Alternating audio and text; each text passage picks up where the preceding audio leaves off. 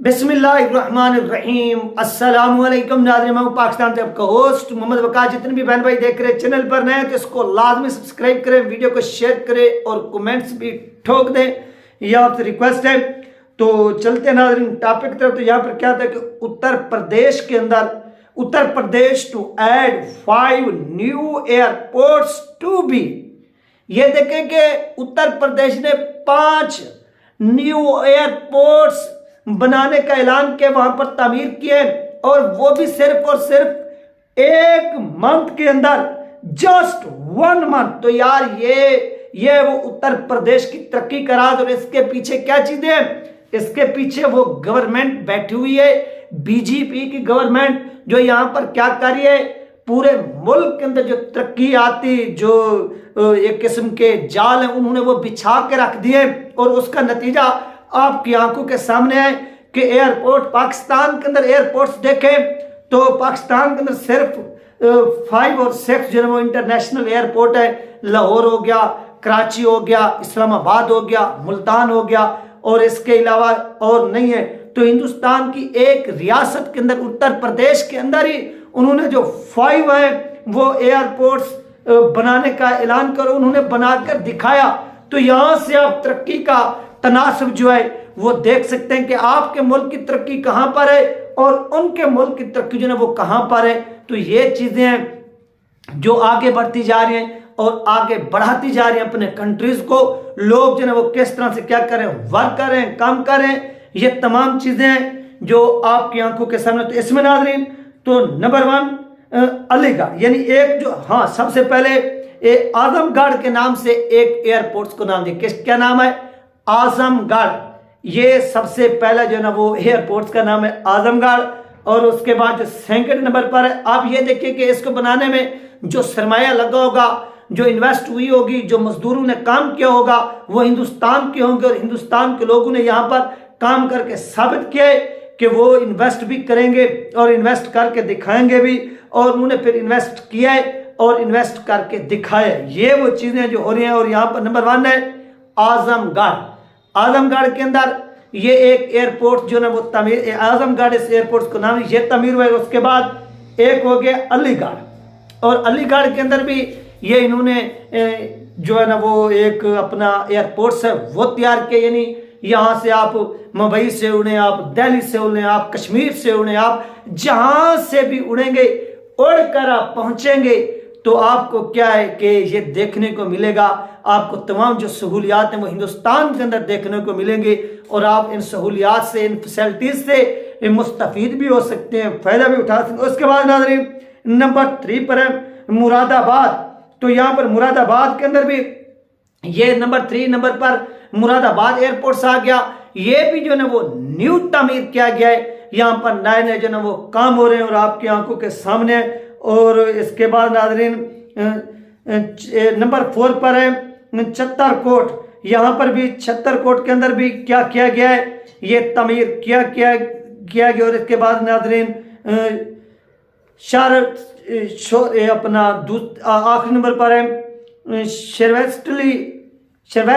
यहाँ पर भी जो है ना वो ये एयरपोर्ट का नाम है, ये भी तमीर किया गया है। तो यहाँ पर जो है ना वो हिंदुस्तान इतने आगे बढ़ता जा रहा है और वो काम कर रहे हैं और इन्वेस्ट हो रही है। कभी एयरपोर्ट्स बन रहे हैं, कभी रोड बन रहे हैं, कभी क्या तमीर हो रहा है, कभी क्या। तो जब आप खुद अपने मुल्क के अंदर इतनी, यानी एक रियासत के अंदर जब आप एक इतनी बड़ा एयरपोर्ट्स बना देते हैं, तो आप देखिए कि दुनिया भी आपके ऊपर जो है वो एतमाद करके दौड़ती हुई आती है। और वो भी आकर यहाँ पर क्या करती है, इन्वेस्ट करती है, कुछ लगाती है, खर्च करती है, जिसका जो फायदा है वो आप लोगों को पहुंचता है। जब तक आप इस तरह से काम नहीं करेंगे उस वक्त तक जो है वो आप कामयाब नहीं हो सकते। ये आप अपने जहन में बिठा लीजिए।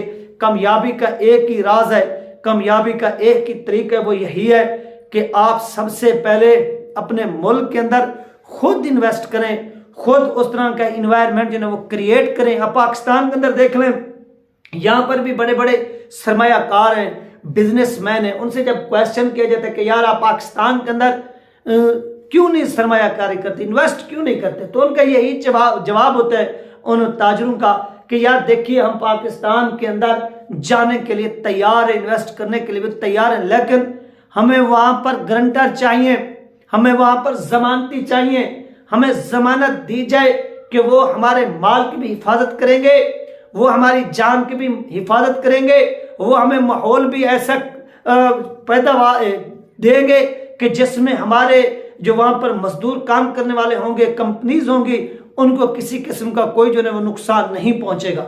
तो उसके बाद हम जाने के लिए तैयार हैं। जब उनसे ये क्या वहां पर आपको रियासत ये इस तरह की प्रोटेक्शन नहीं, वो तो कहते हैं कि नहीं, वो देते हैं, लेकिन क्या होता है कि वो चंद माह के बाद वही लोग जो हमें जमानत देते हैं वो कहते हैं कि नहीं, आप हमें सबसे पहले इतनी पैसा दें, इतनी पैसा खिलाएं। उनको फिर वो पैसा खिलाना पड़ता है और उस पैसे खिलाने के बाद हमें कुछ भी जो है ना वो वहां से हासिल नहीं होता। यानी जो हम वहां पर इन्वेस्ट करना चाहते हैं इतनी चीजें वहां से हमें मिलती नहीं है। ये वो रीजन है जिसकी बुनियाद पर क्या हो रहा है कि हमें नुकसान होता है। इस वजह से हम पाकिस्तान में इन्वेस्ट नहीं करते।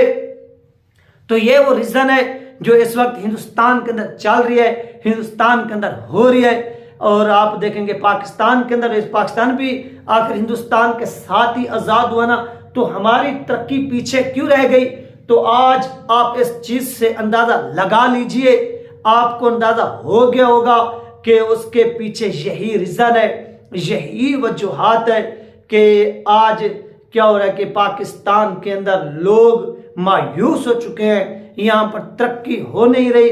और जो सरमायाकार हैं वो यहाँ पर सरमाया करने के बजाय वो यहाँ से सब कुछ जो है वो अपना छोड़कर दूसरे ममालिक में शिफ्ट हो रहे हैं और वहाँ पर जाकर जो है ना वो इन्वेस्ट कर रहे हैं और इन्वेस्ट मजीद जो है ना वो करते भी जा रहे हैं। तो ये चीज़ें जो हिंदुस्तान के अंदर हो रही हैं और पाकिस्तान के अंदर नहीं हो रही, तो इनके ऊपर जो है ना वो मजीद काम करना चाहिए और काम होना भी चाहिए। जब तक आप लोग इनके ऊपर काम नहीं करेंगे उस वक्त तक जो है ना वो आप तरक्की नहीं कर सकते, किसी भी सूरत जो है ना वो आप तरक्की नहीं कर सकते। सबसे पहले अगर आप तरक्की करना चाहते हैं तो आप अपनी जो पोजीशन है वो चेंज करें। वो पोजीशन किस तरह से चेंज होगी?